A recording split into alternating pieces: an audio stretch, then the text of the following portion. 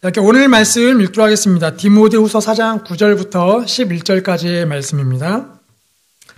디모데후서 4장 9절부터 11절까지의 말씀 저와 함께 한 절씩 교독하겠습니다. 제가 먼저 읽겠습니다. 너는 어서 속히 내게로 오라.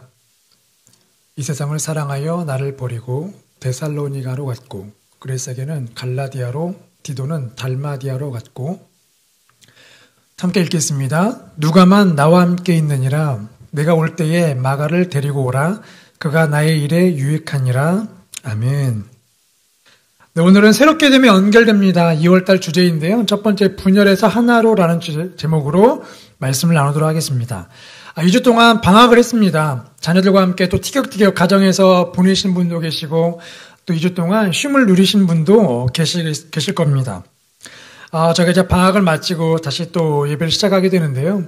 우리 믿음으로 살아가시는 자녀들을 믿음으로 양육하시는 우리 다음 세대 어머님들 또 그리고 믿음을 또 다음 세대 어머님들에게 전수하기를 소망하는 우리 자매님들, 우리 이 모임 안에, 이 영적 공동체 안에 하나님께서 말씀으로 저희를 정말 굳건하게 세워주시는 이 예배, 또 영적 공동체가 되기를 소망합니다.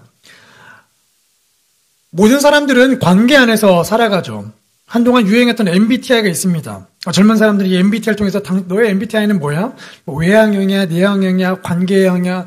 그러면서 이렇게 서로 MBTI를 공개하고 너는 그런 사람이구나. 나는 이런 성향을 가지고 있어요. 서로 이렇게 자신 공개하는, 서로를 알아가는 그런 MBTI가 있는데 그 MBTI가 무엇이든지 간에 내 성격이 성향이 어떤 것이든지 간에 모든 사람들은 관계를 추구합니다. 그래서 코로나 때문에 집콕할 때에도 집에만 혼자 콕 있는 게 아니라 이렇게 연락을 하게 되죠. 카톡이든 전화를 하게 됩니다. 상황이 풀리면 좀 만나보자.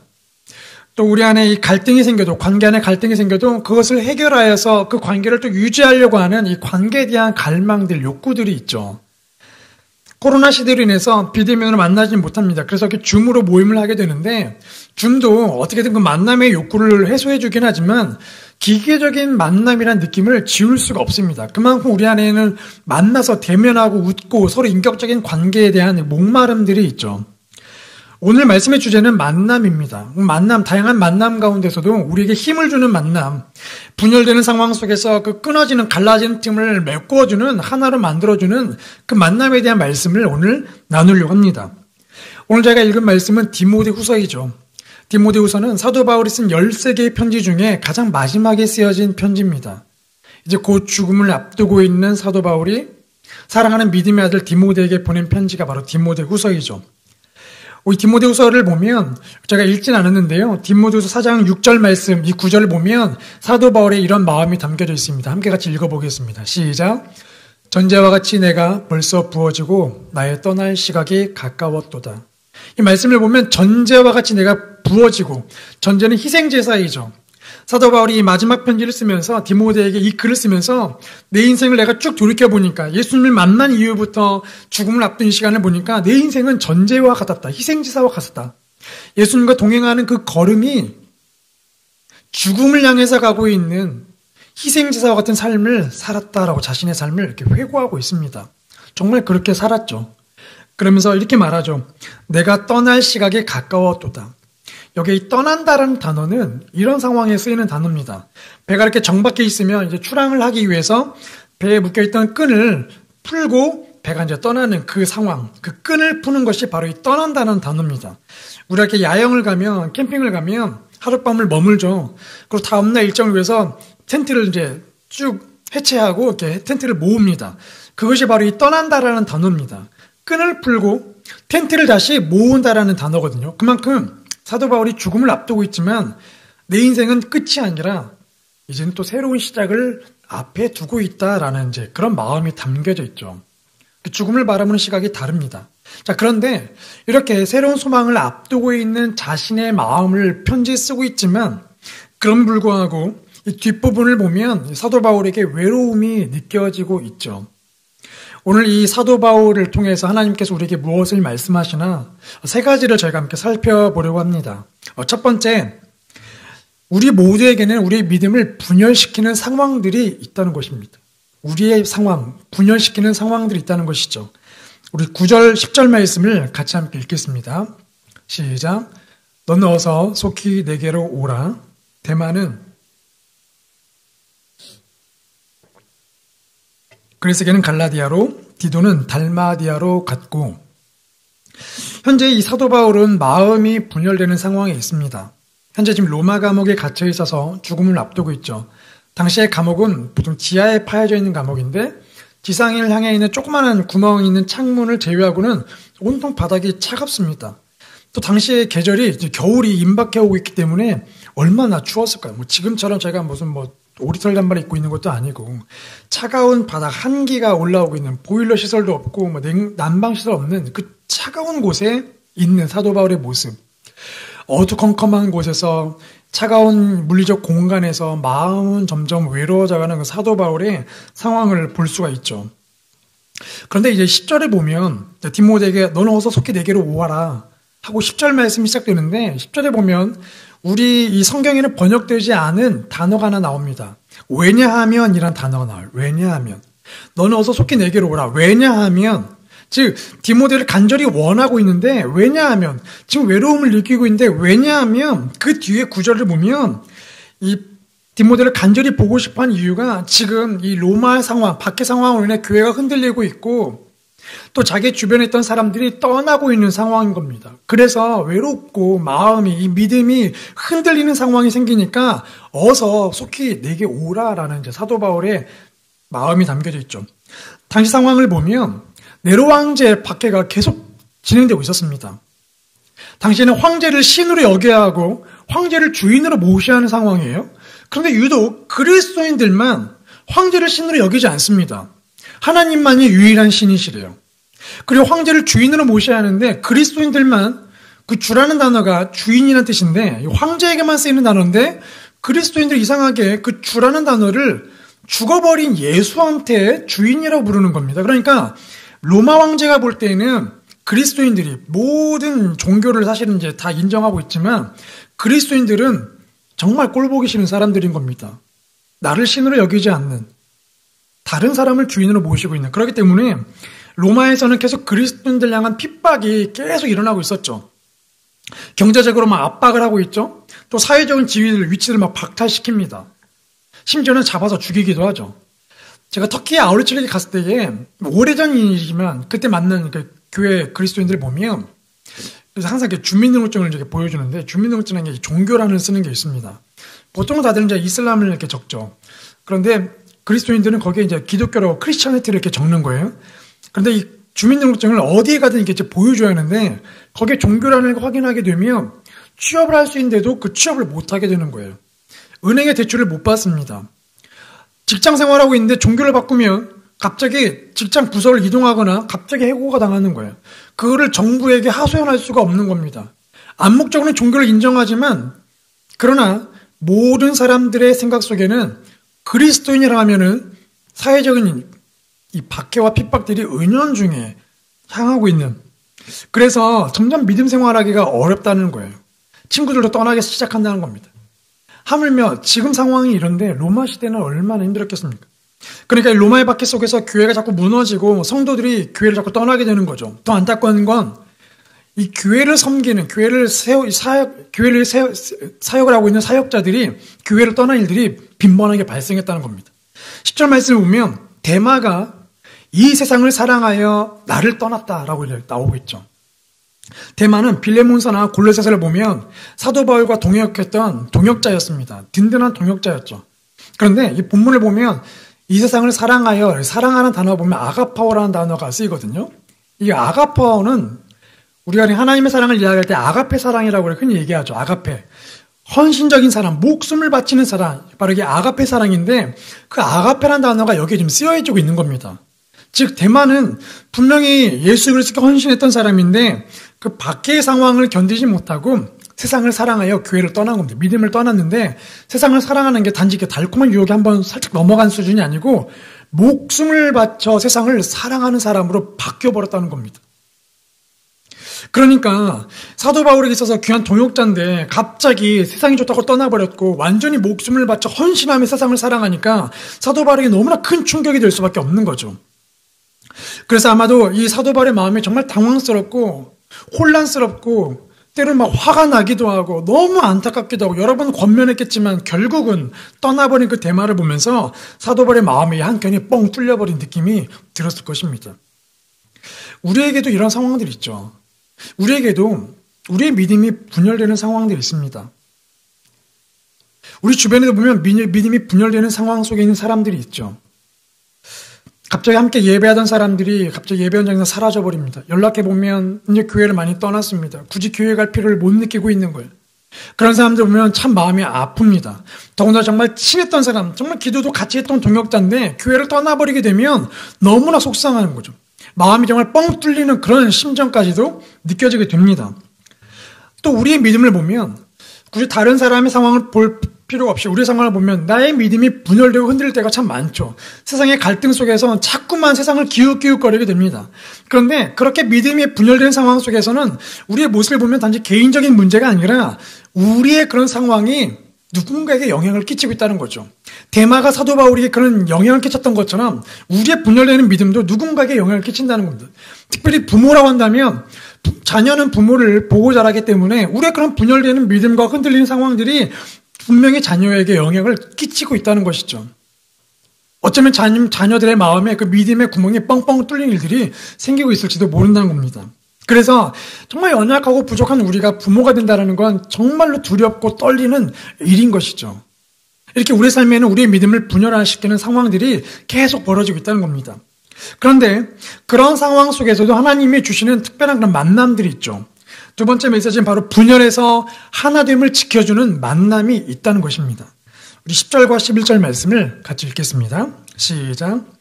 대만은 이 세상을 살아 나를 버리고 데살로니가로 갔고 그레스게는 갈라디아로 디도는 달마디아로 갔고 누가만 나와 함께 있느니라. 내가 올 때에 마가를 데리고 오라. 그가 나의 일에 유익하니라. 본문을 보면 그레스게와 디도가 떠났다는 이야기가 또 나옵니다. 그레스게는 갈라디아로 디도는 달마디아로 떠났죠. 이들은 대마처럼 세상을 좋아 떠난 게 아니라 사역을 하기 위해서 떠났습니다. 거룩한 이별이죠. 아마도 사도 바울이 그레스게와 디도를 다시 사역지로 이렇게 보내면서 우리 진짜 하나님 나라를 위해 열심히 살자. 다시 한번 그 마음을 다졌을지도 모릅니다. 그럼에도 불구하고 함께 있던 사람이 떠난다는 것은 심적으로 감당해야 하는 그런 어려움들이 있죠. 자, 그런데 본문을 보면 누가만 나와 함께 있느니라 라고 기록되어 있습니다. 사도행전 27장을 보면 로마로 가고 있는 상황 속에 유라굴로라는 광풍을 만나게 되죠. 배가 완전 풍비박산됩니다. 다 죽을 뻔합니다. 그리고 멜리데 섬으로 이제 피신하게 되죠. 그 여정까지 누가는 사도 바울과 끊임없이 그 여정을 함께하고 있습니다. 단지 함께 동행하는 게 아니라 산전수전을 다 겪고 있는 믿음의 동역자였던 것이죠. 그 누가를 향해서 사도 바울이 이렇게 이야기합니다. 골로새서 4장 14절 말씀 함께 같이 읽겠습니다. 시작. 사랑을 받는 의사 누가와 또 데마가 너희에게 문안하느니라.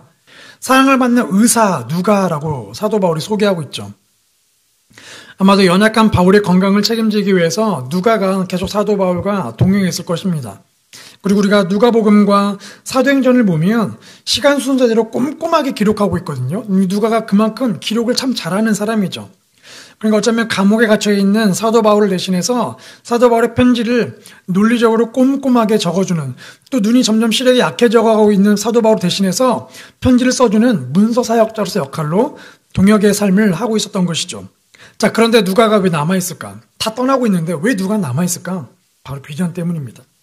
하나님 나라의 복음을 전하는 이 비전 때문에 누가가 지금 자발적으로 남아있는 것이죠.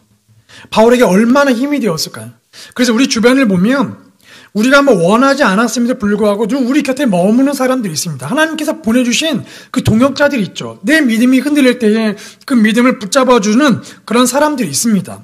바로 이 비전을 위해서, 하나님 나라를 위해서, 신앙이라는 이 믿음이란 비전을 위해서 하나님께서 붙여주신 믿음의 사람들이 우리 주변에 있다는 것이죠. 그래서 우리의 믿음을 자꾸 흔들리지 않도록 붙잡아주는, 하나님께서 붙여주신 그 믿음의 동역자들이 우리 주변에 있습니다. 재작년에 읽었던 책 중에 정말 제 인생의 책이라고 여기고 싶은 책이 하나 있습니다. 최고의 변화는 어디서 오는가? 이 최고의 변화가 어디서 시작되는가? 이 책을 보면 여러 가지 이제 이야기가 나와요. 우리는 보통 우리 삶을 변화시키기 위해서 계획을 열심히 세우는데 계획이 우리 삶을 바꾸지 않는다. 환경이 우리 삶을 바꾼다. 환경을 바꿔라 얘기하는데 그 책에 이런 문구가 나와요. 가장 가까운 지인 5명이 우리의 평균이다. 내 주변에 많은 사람들이 있는데 가장 가까이 지내는 5명이 지금 나의 삶의 평균이라는 겁니다. 이 이야기 문구를 가지고 우리 삶을 만약에 비춰보면 지금 내가 평소에 같이 다니는 사람, 자주 연락하는 사람, 그 사람들이 지금 우리의 영적 상태, 영적 수준, 감정의 수준이라는 거죠. 같이 취미 생활을 하거나 같이 산책을 하거나 같이 운동하는 사람이 있을 것입니다. 아니면 지금도 같이 기도 모임을 하거나 같이 어떤 영적 생활을 하는 사람도 있을 거예요. 그들이 누구니 간에 우리의 지금의 나의 모습을 보여주고 있는 거죠. 어쩌면 이 사도 바울 옆에 머물고 있던 누가를 보면 그 누가의 믿음이 그 사도 바울의 또 영적 평균이고 또 누가에게 있어서는 사도 바울이 누가의 영적 삶의 평균이었을 것입니다. 그만큼 하나님께서 우리 주변에 우리 영적 삶을 지탱해도록 보내주시는 그런 사람들이 있다는 것이죠. 그래서 여러분, 우리의 믿음이 성장하기를 원한다면 내 여러 상황이 분열되고 힘든 상황이 생긴다면 그런 상황이 늘 생기죠. 그래서 우리의 믿음이 성장하기를 원한다면 우리 주변에 그런 믿음의 사람들이 있어야 합니다. 성경에 있어서, 제자의 삶에 있어서, 자녀 양육에 있어서 우리 주변에 믿음의 사람들이 있어야 하는 것이죠. 그리고 우리가 또 누군가에게 그런 믿음의 사람으로서 역할을 또 감당해야 하는 것입니다. 그런데 이렇게 자발적으로 우리 옆에 머무는 사람이 있는가 하면 또 한 부류의 사람이 있죠. 바로 세 번째, 분열에서 하나됨을 소망해주는 만남이 있다는 것입니다. 우리 안에 그런 소망을 주는 만남이 있다는 것이죠. 우리 9절과 11절 말씀을 다시 한번 읽어보겠습니다. 시작. 너는 어서 속히 내게로 오라. 11절 말씀입니다. 누가만 나와 함께 있느니라. 내가 올 때에 마가를 데리고 오라. 그가 나의 일에 유익하니라. 본문을 보면 디모데에게 말하죠. 너는 어서 속히 내게로 오라. 디모데야 제발 빨리 와라. 정말 지금 빨리 와야 한다. 급하게 디모데를 부르고 있습니다. 디모데는 우리가 잘 아는 것처럼 바울이 믿음으로 낳은 아들이죠. 믿음으로 낳았던 아들이고 사역자로 훈련시켜서 에베소라는 교회를 목회하도록 파송했습니다. 그래서 바울이 정말 각별한 존재이고 그래서 바울이 쓴 13개 편지 중에 2개가 디모데에게 보내는 편지이죠. 자, 그런데 지금 디모데가 에베소라는 곳에서 지금 목회를 하고 있거든요. 그러면 바울이 빨리 나에게 와라고 했는데 에베소에서 로마로 와야 하는데 이게 뭐 KTX 타고 다닐 수 있는 그런 거리가 아닙니다. 적어도 이 에베소란 지역에서 로마로 오려면 땅을 지나고 물을 건너야 하거든요. 그럼 보통 4개월 정도가 소요가 된대요. 엄청난 시간입니다. 그 여정 또한 편한 여정이 아니에요. 사도 바울이 전도여행을 다녔던 루트이기 때문에 바울이 누구보다 잘 알죠. 그럼에도 불구하고 그렇게 쉽지 않은 여정인데 디모데에게 빨리 오라고 말할 정도면 이 사도 바울의 상황이 얼마나 절박한 심정이었는지를 알 수가 있죠. 그래서 이 12절을 보면 내가 두기고를 에베소로 보냈다라는 기록이 나오거든요. 에베소로 보낸 이유가 디모데가 에베소 교회를 떠나서 로마로 오려면 교회를 비워야 하지 않습니까? 한번 오는데 4개월이에요. 그럼 잠깐 머물고 하루만 얼굴 보고 돌아가도 왕복 8개월의 시간이 거의 1년이 교회가 빕니다. 그래서 충성스러운 동역자인 두기고를 에베소로 보낸 거예요. 디모데 대신 그 교회를 담당할 수 있도록 그 교회에 영적 공백이 생기지 않도록 치밀하게 또 그 교회를 돌보고 있는 사도 바울의 모습을 볼 수가 있죠. 그만큼 이 사도 바울이 처해 있는 내적 외적 상황에서 볼 때에 디모데가 절실하게 필요한 그래서 디모데를 찾고 있는 겁니다. 빨리 나에게 와라. 지금 내 옆에 네가 없으니까 빨리 네가 내 옆으로 와야 한다 이야기하고 있죠. 그런데 디모데뿐만 아니라 디모데에게 너 올 때 마가도 데리고 와라고 이야기합니다. 마가복음을 쓴 마가죠. 사도행전을 보면 이 마가의 어머니가 그 집을 제자들에게 이렇게 빌렸던 상황들을 저희가 유추해 볼 수 있습니다. 아마도 최후의 만찬을 그 마가의 집에서 했을 것이고 또 오순절 다락방 사건도 마가의 집이었을 것이다. 또 베드로가 잡혔을 때에 그 마가의 집에서 성도들이 모여서 기도했거든요. 그만큼 이 마가의 집은 마가의 어머니가 그 집을 제자들에게 오픈해서 신앙생활할 수, 영적 공동체를 할 수 있도록 오픈했던 자리이죠. 자, 그런데 그런 신앙적 이 환경에서 마가가 자랐습니다. 사도행전 13장을 보면 마가는 바나바의 조카거든요. 그래서 1차 전도여행을 시작할 때에 바울이 이 여행을 떠나면서 마가를 데리고 가요. 아마 추천을 받았겠죠. 그런데 그 전도 여행 중간에 마가가 더 이상 못하겠다고 하면서 다시 돌아갑니다. 그 자의적으로 중도 이탈을 하게 돼요. 그때 바울이 마음이 꽤 상했던 것 같아요. 그래서 사도행전 15장을 보면 2차 전도여행을 떠나는데 바울이 바나바와 함께 떠나는데 바나바가 자기 조카 마가를 다시 데려왔어요. 근데 바울이 말합니다. 마가 데려가지 않겠다. 걔는 1차 전도여행 때 중도 이탈했어. 끈기가 없고 인내가 없어. 믿음이 없어. 못 데려가. 결국은 착한 사람 바나바와 싸움이 일어나게 되고 바나바와 헤어질 정도로 사도 바울이 마가를 인정하지 않았어요. 그런데 골로새서 4장 10절을 보면 마가에 대한 사도 바울의 기록을 볼 수가 있죠. 같이 읽어보겠습니다. 시작. 나와 함께 갇힌 아리스다고와 바나바의 생질 마가와 이 마가에 대하여 너희가 명을 받았음에 그가 이르거든 영접하라. 지금 마가에 대해서 나와 함께 갇혀있대요.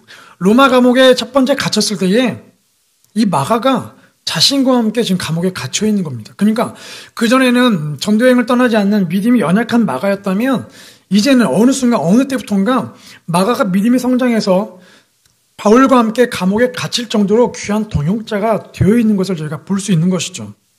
그래서 마가를 데리고 와라. 디모데야 너 올 때 마가도 데리고 와라. 나의 일에 유익한 형제다. 꼭 데리고 와라 라고 이야기합니다.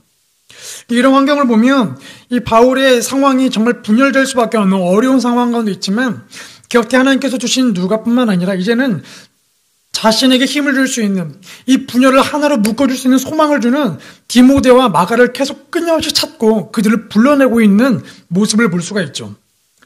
우리도 마찬가지입니다. 우리 곁에 하나님이 붙여주신 사람들이 있어요. 한 명이든 두 명이든 있습니다. 그런데 또 우리가 거기서 만족하면 안 되고 우리가 또 다른 누군가를 찾아야 합니다. 저를 도와주십시오. 나를 위해 기도해 주십시오. 지금 나의 상황이 이렇게 무너지고 있으니 나를 도와주십시오. 힘을 주십시오. 하나 되게 해주십시오. 우리도 누군가를 끊임없이 찾아야 하는 것이죠. 찾으라. 그러면 찾을 것이요. 하나님 우리에게 약속의 말씀을 주십니다. 우리가 주님 안에서 새로운 피조물이 되면 정말 이렇게 환상처럼 좋은 일만 생길 것 같은데 사실은 그렇지가 않죠. 우리가 주님을 믿기로 결단한 순간 동시에 이미 시작된 사단의 공격이 더 거세게 몰아쳐오기 시작합니다. 그래서 세상과 자꾸 충돌이 일어나게 되죠.